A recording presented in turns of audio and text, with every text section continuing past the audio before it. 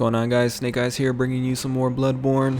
And originally I wasn't planning on uploading this, but one of you guys mentioned that you were having trouble with this boss, so I figured why not and try to help out by showing off some gameplay of it and offering some of the things that I learned when I was actually fighting this boss.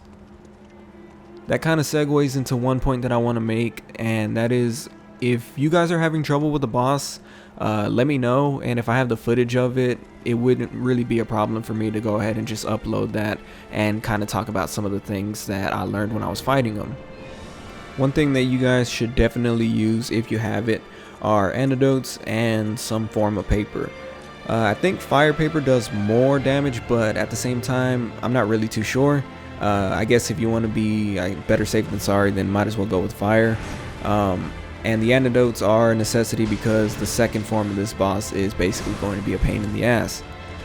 With that being said, one important thing that I really can't stress out enough is that if you guys are pretty close, like face to face to each other, then dodge forward and to the left. And if you guys have a few feet separating you two, then always dodge backwards. 9 times out of 10, when you're in his face and you dodge forward and to the left, either his attacks are going to go over your head or he's just going to flat out miss.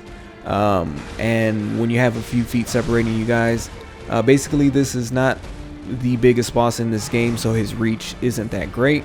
So if you already have a few feet separating you two, by the time you dash backwards, you're pretty much going to get out of his range. I had to take a break there because that's a lot of explaining. I'm not even used to it.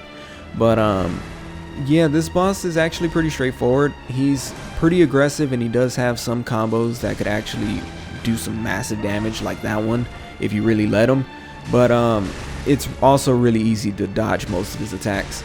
I think one of you guys mentioned that you were able to parry him, and if you can pretty much dodge consistently and land off a parry or two, then you're going to be in a pretty good position towards this stage of the fight where he actually spits out poison.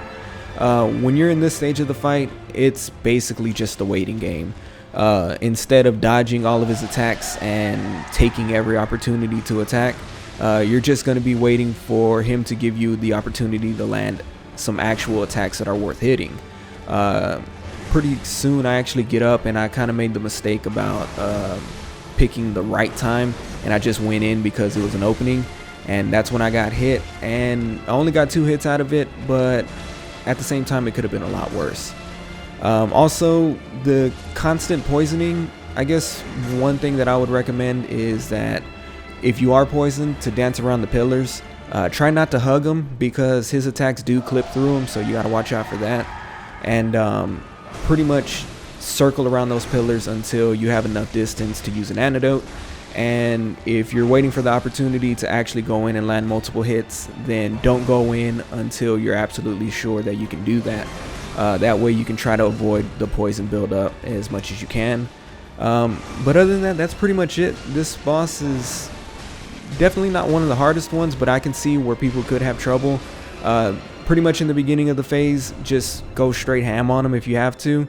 Dodge all of his attacks, get every single opportunity you can to hit him, and then towards the second phase of the fight, really just take a step backwards and wait for him to leave himself open for multiple hits.